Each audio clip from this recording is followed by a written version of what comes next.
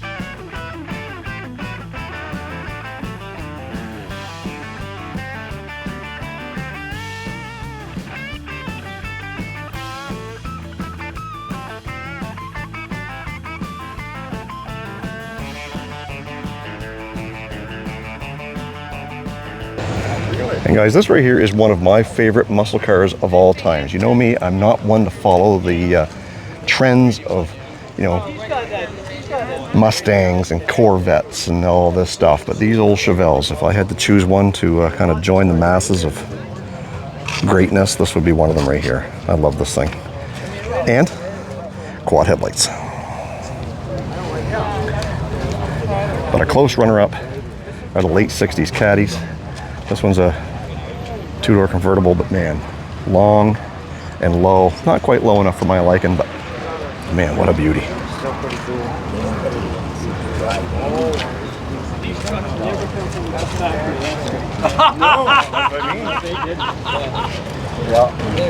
Folks, we've got Wayne Lee here, and for years Wayne has always been known as the Chevy guy in our parts, always doing things with square body trucks and all this stuff. And Wayne, you've got this beautiful, what is it, an 85?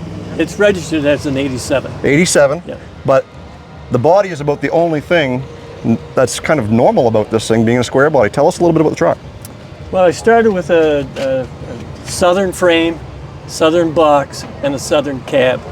And from that point forward, it was all money, new parts, and a young fellow by the name of Jacob Hooper in our town of St. George did the amazingly straight bodywork. And to get black that straight, you have to know what you're doing, and he did a great job. I had purchased a 2005 Pontiac GTO from the States, the Holden GTOs. They were built over in Australia, and they used GM parts. And this was a 400 horsepower, 6-liter, 6-speed Tremec transmission, and independent rear suspension, which is now all in my truck. The engine is probably about 430 horsepower now, and I went with the independent rear suspension And in the end, I was glad I did, because the traction is so much better with that power and a short wheelbase truck. It took me 6.5 years to build it. It took the young fella 2.5 to do the body and paint, but that wasn't an issue. Yeah. But it works good. It's got all the power you need and handles well.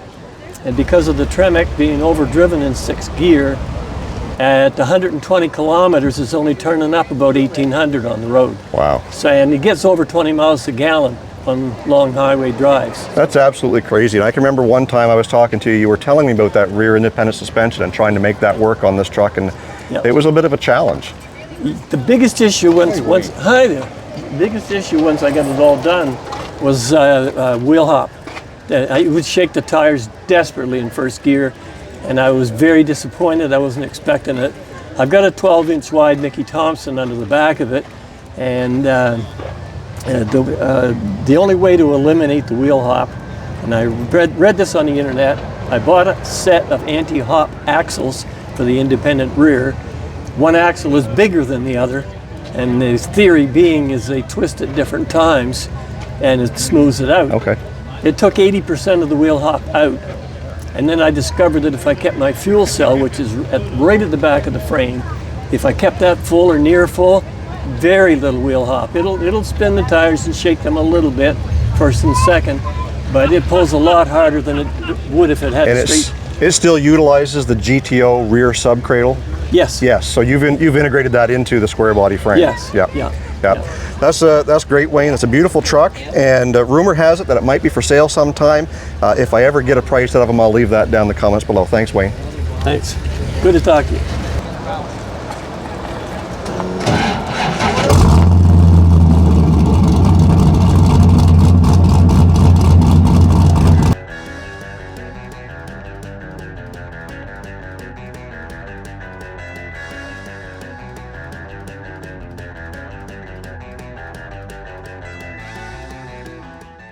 And here's something you just don't see a lot of anymore. And in fact, even when they came out new, you didn't see a whole lot of them. Pontiac Solstice. Great concept. It's too bad they didn't continue it on in different variations even after Pontiac and Saturn had gone, because Saturn Sky had the same thing. But yeah, great little car that could have given the Miata a run for its money.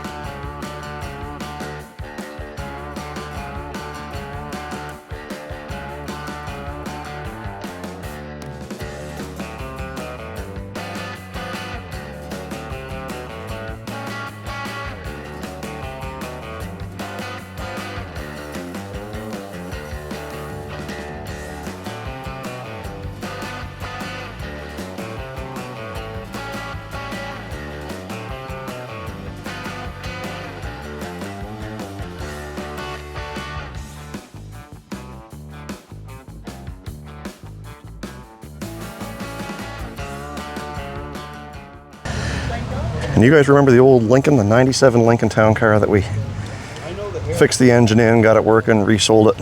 Well, she's back. Still going. Sounds good. Heard it when it rolled in. My name is Nick Schwartz, and this is a 54 Mercury Monterey. It's a 4-door, which is used to be relatively uncommon to see a restored 4-door. Yeah. And it's towing a 1952 travel trailer. So they're both vintage to what you would have seen in the 50s. And you've been doing some traveling with it most recently. You went to the Atlantic Nationals in Moncton, New Brunswick, and you towed the trailer up there with the car. Yes. Yeah. And had a great show. Yes. Showed great lots of show. interest. Yes. Yeah. It was very popular. So there was tons of people through it, and it was a great setup for us. We had everything we needed when we went into the show. That's great. But this is a but wait, there's more scenario. You didn't stop there. You ended up going to Newfoundland. We did, however, we didn't take the car. Okay. Simply because we painted the car Monday night, picked it up Tuesday, and then went to the Nationals Thursday morning. So spent all day Wednesday packing the car, and then headed off. It's like, well, maybe 3,000 kilometer road trip's not the first. Shouldn't be the first time, right? Yeah. We'll work some bugs out of it before we do that. So, and air conditioning too. Air conditioning. Well, you got to have that these days, and it's a warm one here today. Yeah. So let's break it down. Tell us a little bit about the build on the car itself. How long of a build was it? It was 3 years for car and trailer combined. The car was complete interior repaint. As far as the red, anything red, we changed it over from the original green. So that was kind of just to make it pop. The original green, while it was period correct, it just didn't have the same curb appeal and the same pop that the burgundy does. And the trailer itself, it's just a single axle, but it looks like it's got all the amenities in there. I see a modern fridge, and tell us a little bit about what you've done in here. We tried to make it so that it would be usable for the next 25 years. Was kind of our thought. The last time it was restored was for the 2000 Cross Canada Tour. The car and trailer did the 2000, the 2010, and did 2017 Atlantic with the previous owner.